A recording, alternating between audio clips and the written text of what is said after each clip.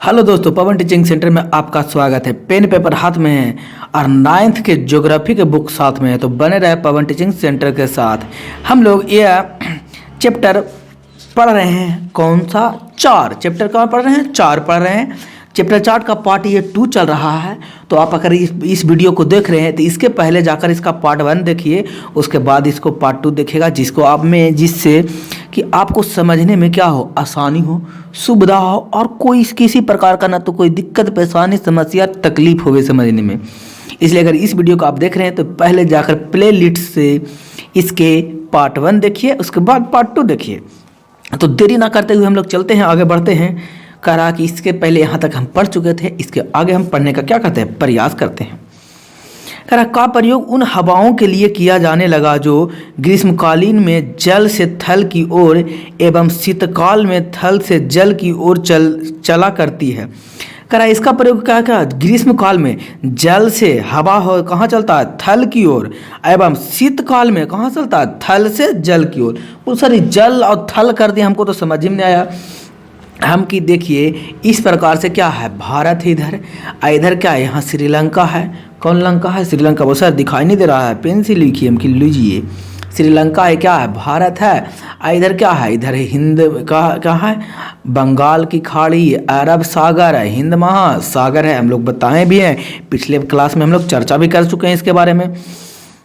तो ये है, तो इसके क्या होता है ना, जब पानी, हमेशा पानी का रूल है देरी से गर्म होता है और देरी से ठंडा होता है। लेकिन थल, जिसको हम लोग ज़मीन के नाम से भी जानते हैं, जो थल होता है, भूमि होता है, जल्दी गर्म होता है और जल्दी ठंडा होता है। इसलिए देखते होंगे घर में जो गर्म पानी होता होगा तो जल्दी देरी लगता होगा, गर्म होने में तो समय लगता होगा, और ठंडा होने में भी क्या लगता होगा, उसको समय लगता होगा। ठंडा के मौसम में आप गर्म पानी करके पीते होंगे तो जल्दी ठंडा, ज़्यादा गर्म हो जाता होगा तो जल्दी ठंडा नहीं होता होगा। लेकिन आप इसी को देखते होंगे, बोल क्या देखते होंगे सर, बोल इसी को आप जब क्या करते होंगे, ज़मीन को जब लोहा को कोई लोहा का भाग या ठोस भाग गर्म करते होंगे तो तुरंत गर्म हो जाता होगा, तुरंत ठंडा भी हो जाता होगा। तो उसी प्रकार हम लोग कह सकते हैं कि क्या कह सकते हैं कि ज़मीन में तो गर्म क्या होता है, जल्दी होता है। तो यहाँ पर गर्म हुआ, पानी गर्म हुआ देरी से, ठंडा भी हो क्या देरी से। तो ग्रीष्म काल में गर्म क्या करा, हवाएं ग्रीष्म काल में जल से कहाँ चलता है, जल से थल की ओर हवा चलता है, यानी इधर से कहाँ चलेगा, इधर चलेगा हवा। लेकिन शीतकाल में क्या होता है, इधर से इधर चलता है, थल से कहाँ चलता है, जल की ओर चलता है हवा। उम्मीद करते हैं कि आपको समझ में आया होगा, और नहीं आया होगा तो कमेंट बॉक्स में लिख के जरूर बताएं हमें। करा एशिया में इस प्रकार की हवाओं से प्रभावित क्षेत्र को मानसून एशिया का नाम दिया गया है। इस प्रकार से जो क्षेत्र, जो भाग क्या है प्रभावित है, उसे क्या नाम दिया गया है, मानसून नाम, एशिया नाम दिया गया है। जिसमें अपना देश भारत का मुख्य स्थान है। और एशिया, क्योंकि भारत क्या में पड़ता है, एशिया में पड़ता है, तो इसका कौन स्थान हो गया, मुख्य स्थान हो गया। भारत की मानसूनी जलवायु में एकता के साथ स्पष्ट प्रादेशिक विविधता भी है। इसका जो है एकता के साथ साथ क्या है, प्रादेशिक विविधता भी है। कि क्या चीज़, राजस्थान। कौन स्थान, राजस्थान के बारे में चर्चा करते हैं। बोल सर राजस्थान क्योंकि, तो राजस्थान के बारे में चर्चा सबसे पहले हम लोग करते हैं राजस्थान। अगर आप जानते हो तो राजस्थान की राजधानी नीचे कमेंट बॉक्स में हमें जरूर लिख के बताइए, अगर आप जानते हो तो। और नहीं जानते हैं तो जानने की कोशिश कीजिए, कहीं से जान के हमें लिख के बताइए कि राजस्थान की राजधानी कहाँ है।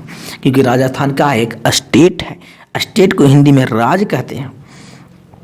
राजस्थान के बाड़मेर इलाके में जून के किसी दिन का तापमान 48 डिग्री से 50 डिग्री सेंटीग्रेड होता है। राजस्थान के बाड़मेर में क्या होता है ना, जून मतलब समझ रहा है, जून माह, JUNE वाला जून माह के दिनों में तापमान कितना रहता है, 48 से 50 डिग्री रहता है। सोचिए कितना ज़्यादा होगा। हम लोग के 37 डिग्री 40-42 डिग्री हो जाता है सेंटीग्रेड हम लोग के यहाँ।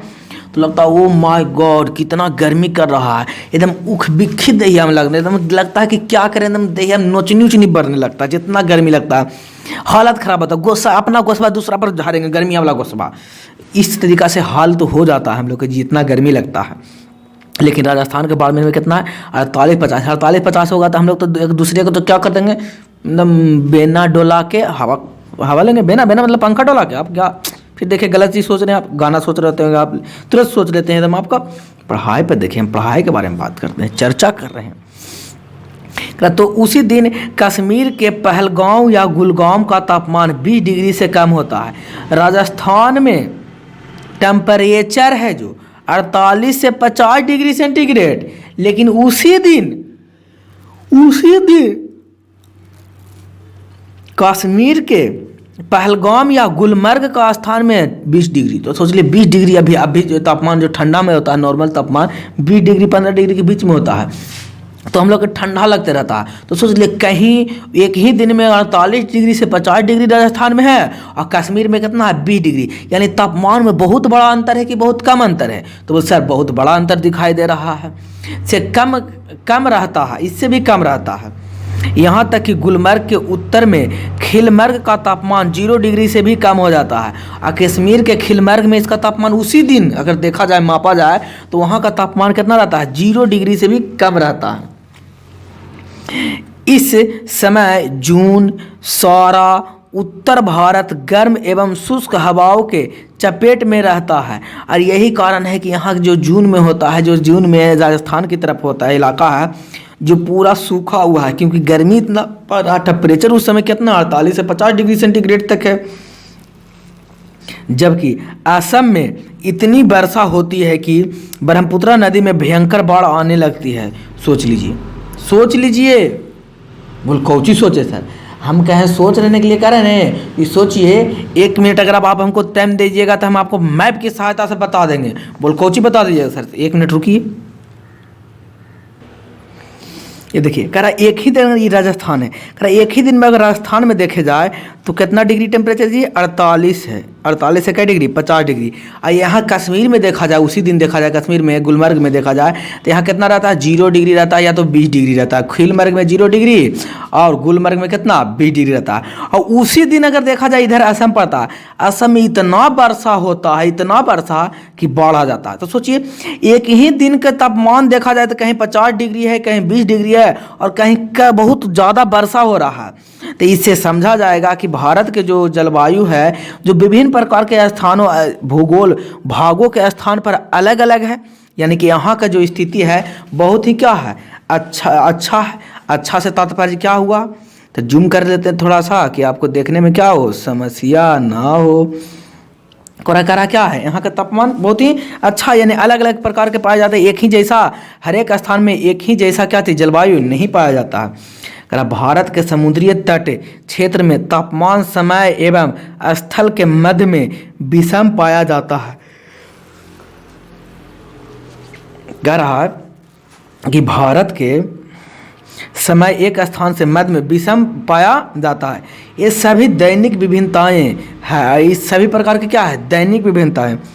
ये विभिन्नताएं वार्षिक दृष्टि से भी दिखाई देती है। अगर यही जो विभिन्नताएं हैं जो कौन दृष्टि से दिखाई देती है जी, वार्षिक दृष्टि से दिखाई देती है। ये सभी यानी विषम पाया जाता है या वार्षिक दिखाई देती है। वार्षिक मतलब को जी पूरे वर्ष दिखाया दिया, इस प्रकार के कुछ अलग अलग विभिन्नताएं क्या चीज़ है पूरे वर्ष दिखाई देती है। यानी एक दिन के बाद है, पूरे साल में भी ऐसा ही होता। अलग अलग जगह पर अलग अलग प्रकार के बारिश होते रहते हैं। कभी सुखाड़ है, कहीं बाढ़ है, तो किसी दिन उसी दिन आज यहाँ ठंडा है तो कहीं गर्मी, केरल में देखेगा तो गर्मी है, तो जम्मू कश्मीर में देखेगा तो बारिश पड़ रहा है, असम में देखेगा तो बाढ़ आने वाला है। यानी एक ही दिन के हिसाब से देखा जाए तो अलग अलग भारत के अलग अलग राज्यों में अलग अलग जलवायु पाए जाते हैं या अलग अलग मौसम पाए जाते हैं। दिसंबर की रात में कारगिल जैसे स्थानों में न्यूनतम तापमान -40 डिग्री से तक हो जाता है। तो सोचिए दिसंबर के महीने में कारगिल के तापमान -40 डिग्री, कहीं 48 डिग्री तापमान है तो कहीं 30 डिग्री है, कहीं 20 डिग्री है, कहीं कस के वर्षा हो रहा है तो कहीं -40 डिग्री तापमान है। जून माह में तिरुवनंतपुरम या चेन्नई में तापमान, जून में कहाँ तापमान कितना रहता है जी 25 डिग्री से 30 डिग्री रहता है। कहाँ चेन्नई के तिरुवनंतपुरम में रहता है। होता है। उसी समय पश्चिम राजस्थान में 50 डिग्री से तक चला जाता है। इसी दिन क्या होता है, राजस्थान में क्या डिग्री तापमान आता है, 50 डिग्री। और चेन्नई के तिरुवनंतपुरम में कितना रहता है, 25 से 30 डिग्री के बीच में रहता है, जो कह सकते हैं कि एकदम साफ साफ दिखाई दे रहा है कि एकदम जलवायु में, यानी कि एक ही देश में अलग अलग स्थानों पर तापमान भी अलग अलग है, मौसम भी अलग अलग पाए जाते हैं। कहीं सुखाड़ पाया जा रहा है, कहीं बहाड़ पाया जा रहा है, तो कहीं ज़्यादा ठंडा पाया जा रहा है। वर्षा की दृष्टि से मासीराम में औसत वार्षिक वर्षा 1180 सेंटीमीटर होती है। ये टोटल के यहाँ कितनी वर्षा होती है जी, 1180 सेंटीमीटर होती है। जबकि जैसलमेर में 12 सेंटीमीटर से अधिक नहीं होती है। तो कह सकते हैं कि जैसलमेर में है जो 12 सेंटीमीटर से अधिक नहीं होती है। अक्टूबर नवंबर में दक्षिण भारत में के पूर्वी भाग में लौटते मानसून से अच्छी वर्षा होती है। करा अक्टूबर नवंबर के दिन होता है दक्षिण भारत से, कौन भारत, दक्षिण भारत। बोल दक्षिण भारत को ऊपर में उत्तर और नीचे में कौन भारत कहलाता है, दक्षिण। तो दक्षिण भारत से क्या होता है, बहुत ज़्यादा वर्षा होती है। जबकि जैसलमेर में 12 सेंटीमीटर से अधिक नहीं होती है। जैसे राजस्थान में मात्र 12 सेंटीमीटर और कहीं 1180 सेंटीमीटर और कहीं 12 सेंटीमीटर वर्षा हो रही है।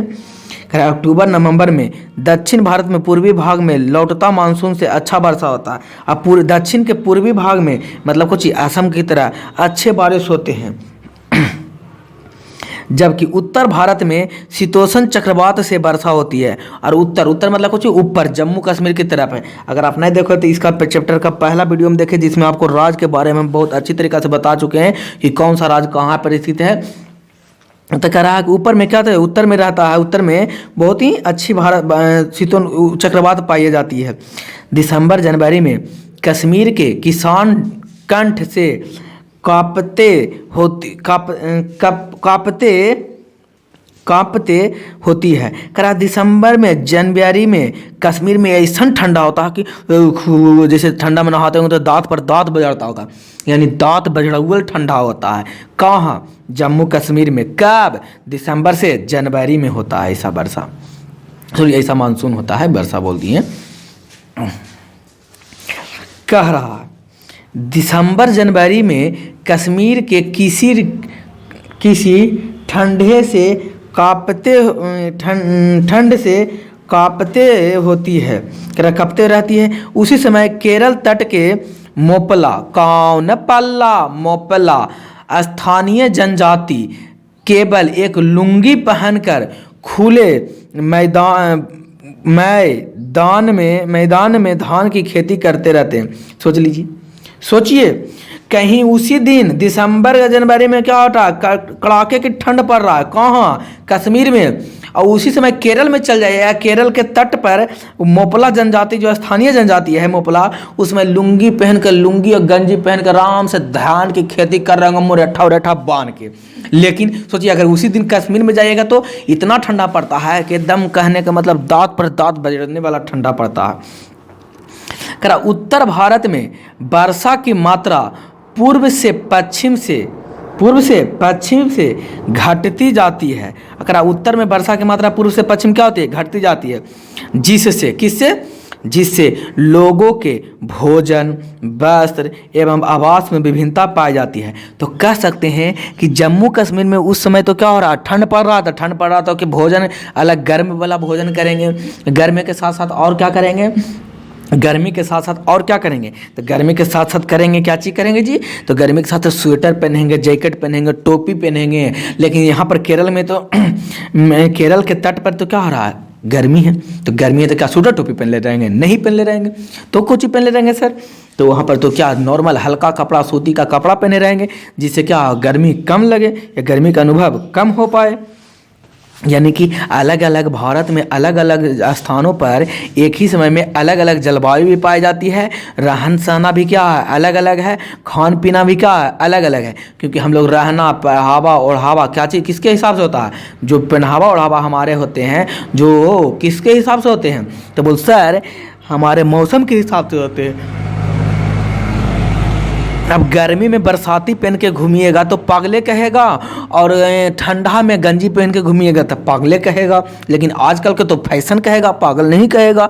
बोले हो सर, हम देखें घूमते कागदों के की हम के देखें तभी न तुमको हम बोल रहे हैं जी। हम क्यों झूठ बोलेंगे आपसे? झूठ हैं, झूठ बोलने से हमको क्या हो जाएगा? कुछ मिल जाएगा? क्या मिल जाएगा? मजाक कर रहे थे यार, तुम समझते नहीं हो। जलवायु को नियंत्रण करने वाले कारकों के लिए एक शब्द लैंडफॉर्म्स करा। जलवायु को नियंत्रण करने वाले कारकों के एक शब्द में क्या कहते हैं? लैंडफोर्स का प्रयोग किया जाता है। ये जलवायु को प्रभावित करते हैं। बोल सर ये लैंडफोर्स क्या है? हमको यह नहीं समझ में आ गया। हम कि एल से, तो एल से होता है लैटिट्यूड, और लैटिट्यूड को हिंदी में कहते हैं क्या? अक्षांश।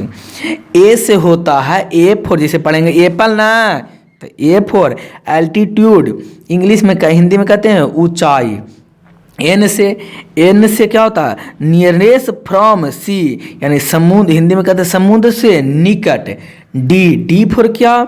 डायरेक्शन ऑफ विंड, पवन की दिशा। डी से बोल। एफ फॉर क्या sir? F for forest, forest मतलब हिंदी में वन। ओ फॉर क्या होता है सर? ओशियन करंट, समुद्रिक जलधारा। तो सर और फॉर कौन सी होता है सर? रेनफॉल, वर्षा होता है। कौन सा होता है? वर्षा होता है। बोल सर अगला कोची बचा? हम के अगला एम फोर होता है माउंटेन, पहाड़ या पर्वत। फिर बचा क्या सर? एस फोर होता है सॉइल माने मिट्टी। मिट्टी में मिल जावा। कौन जावा जी? मिट्टी में मिल जावा वाला होता है, इसी को कहते हैं लैंडफॉर्म्स कहा जाता है।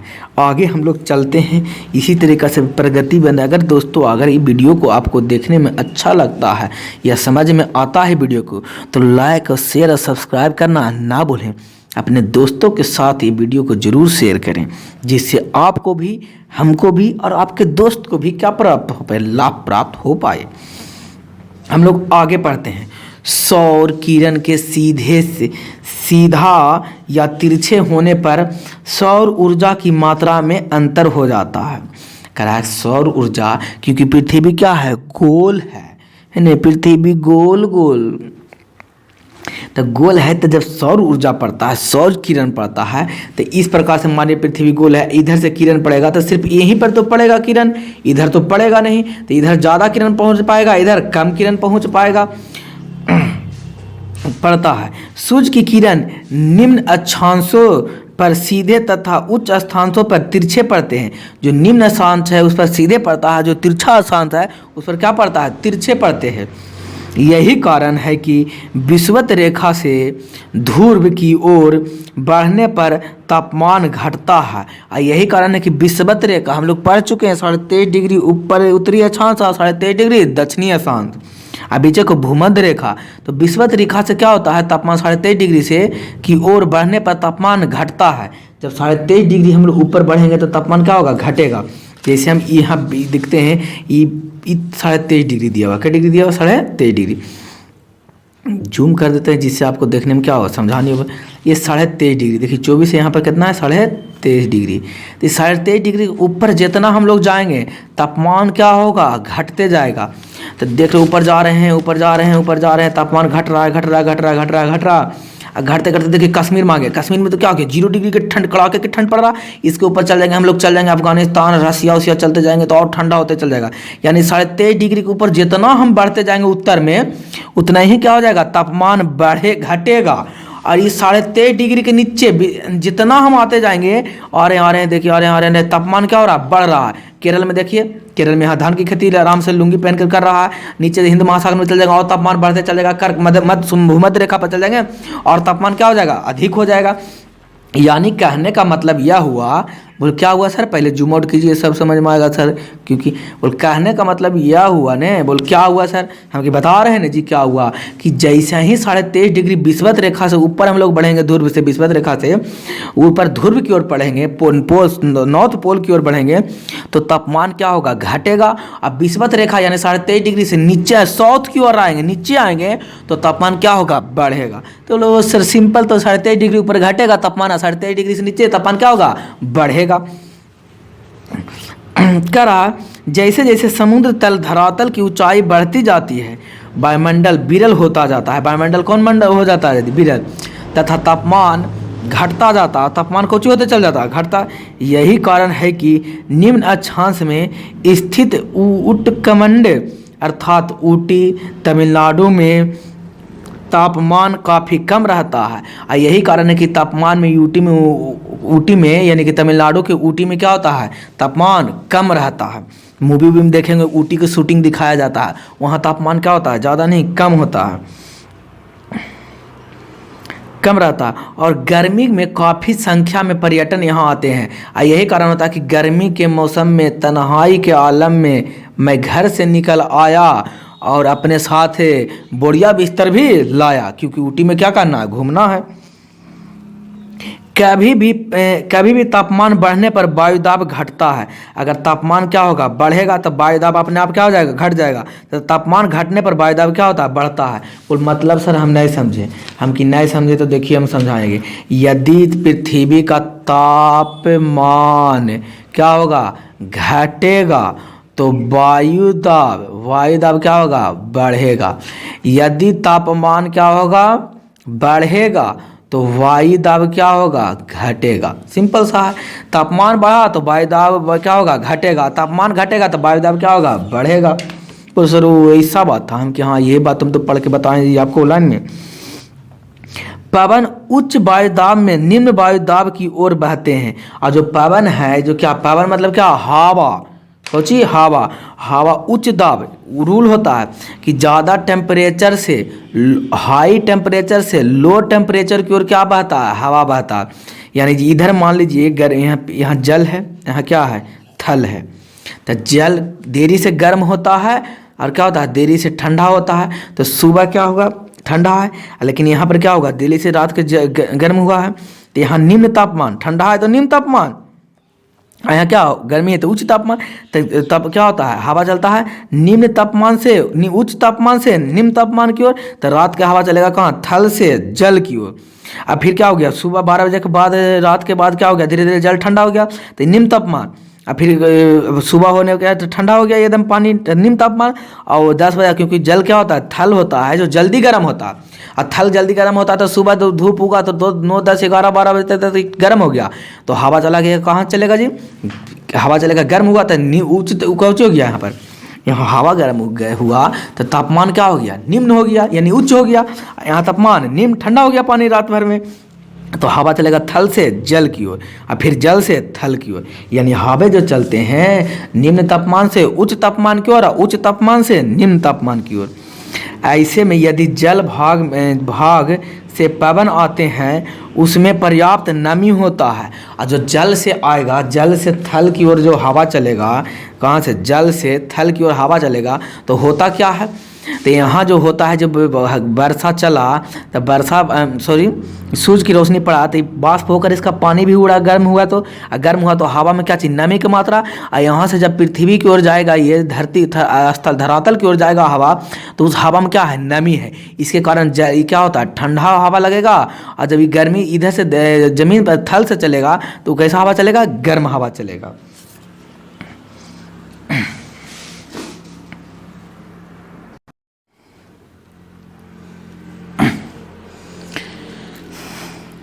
कह रहा है कि जिसमें वर्षा होती है किंतु स्थल भाग को से आने वाले पवन शुष्क होती है। काहे शुष्क होती है? क्योंकि यहाँ पर क्या है? सूखा चला तो क्या होगा? सूखा होगा। जलवायु को समुद्र निश्चित रूप से प्रभावित करता है। और जलवायु जो अगर जिस समुद्र जो होता है निश्चित रूप से प्रभावित करता है, तो जिस देश के बगल में क्या है? समुद्र है, तो उसका जलवायु भी क्या होगा? अलग अलग प्रकार के होंगे। जल देर से गर्म एवं देर से ठंडा होती है। अतः समुद्र तटीय भाग, कौन भाग? तटीय भाग जाड़े में ज़्यादा ठंडा होता है और गर्मी में ज़्यादा गर्मी होता है। तटीय समुद्र के तटीय भाग है जो जाड़े में ज़्यादा जाड़ा पड़ेगा और गर्मी में ज़्यादा गर्मी पड़ेगा। किंतु स्थल भाग जल्द गर्म हो एवं जल्द ठंड होते हैं। और स्थल भाग क्या होता है? जल्दी से गर्म होता है, जल्दी से ठंडा। ये समझा चुके हैं हम आपको। अब पानी जो होता है देरी से गर्म होता है, देरी से ठंडा होता है। अतः महाद्वीपीय का मध्य भाग जाड़े में अति ठंडा तथा गर्मी में अति गर्म होता है। यही कारण होता है कि क्या होता है, महाद्वीपीय के भाग जो होते हैं जाड़े में जाति ठंडा पड़ता है, यानी ठंडा में बहुत ज़्यादा ठंडा पड़ता है, गर्मी में बहुत ज़्यादा गर्मी पड़ता है। समुद्र के नज़दीक वाले भाग में सम तथा समुद्र के दूर के भूभाग में विषम जलवायु पाई जाती है। तो समुद्र के नज़दीक के भाग में होता है जो सम, और समुद्र के दूर में पाया जाता है विषम जलवायु। गर्म या ठंडी समुद्रिक जलधाराएं जिस तटीय क्षेत्र से गुजरती है उसे प्रभावित करती है। और समुद्र के जो जलधारा है जो जिस क्षेत्र से गुजरती है, प्रभावित होती है, उस क्षेत्र को भी क्या करती है, प्रभावित करती है।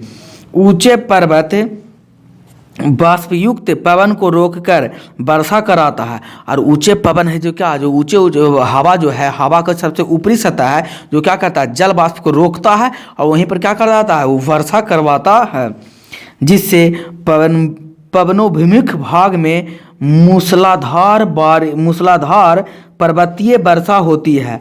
कौन भाग, इसी कारण क्या होता है, पर्वतमुख यानी कि जो भूभाग है, जो पर्वत के भाग है, उसमें क्या होता है, मूसलाधार। मूसलाधार मतलब कुछ अधिक वर्षा को ही क्या कहते हैं, मूसलाधार वर्षा कहते हैं, जिसे वृष्ट छाया प्रदेश कहा जाता है। वन बादल को आकर्षित करता है तथा सूर्य के प्रखर किरणें से बचाता है। यही कारण होता है कि बादल को क्या करता है, जहाँ पेड़ पौधे ज़्यादा होंगे तो वो जो भूमि भाग है उसको क्या करेगा, धूप से क्या करेगा, बचाएगा, और बादल को क्या करता है, अपनी ओर आकर्षित करता है, अपनी ओर खींचता है। यही कारण होता है कि वर्षा अधिक होता है। मिट्टी के प्रकार भी तापमान को प्रभावित करते हैं। बलुई या कंकड़ी मिट्टी जल्द गर्म होकर तापमान में वृद्धि करते हैं, पर चिकनी या दोमट मिट्टी जल्द गर्म नहीं होते हैं। और जिस भाग में आप रहते होंगे, जिस क्षेत्र में, उसमें देखते हो अगर चिकनी या जलोढ़ मिट्टी होगा तो जलोढ़ मिट्टी जल्द गर्म नहीं होते हैं, लेकिन बलुई मिट्टी होते हैं जो क्या होता है, कंकड़ी मिट्टी होते हैं जो जल्दी गर्म हो जाते हैं। और जल्दी गर्म हो जाता है, तापमान भी उधर क्या रहेगा, ज़्यादा रहेगा। और जहाँ जलोढ़ मिट्टी है, चिकनी मिट्टी, वहाँ क्या जल्दी से गर्म नहीं होता है, और जल्दी से गर्म नहीं होगा। जब गर्म होते होते क्या हो जाता है, शाम हो जाता है, फिर से ठंडा हो जाएगा, तो तापमान तो उस इलाका में क्या पड़ेगा, कम पड़ेगा। लेकिन जिस इलाका में कंकड़ी मिट्टी है तो तुरंत धूप पड़ेगा, जैसे ही उसमें क्या हो जाएगा, गर्म, जैसे ही धूप पड़ेगा गर्म हो जाएगा, तो उस पूरे इलाका को, वातावरण को क्या करेगा, गर्म कर देगा। अगला में भारतीय जलवायु को प्रभावित करने वाले कारक। तो कह रहा भारतीय जलवायु को अधिक प्रभावित करने वाला कारक क्या है, जिसके बारे में हम लोग क्या करते हैं, चर्चा करते हैं। अक्षांश। कौन छांश, अक्षांश।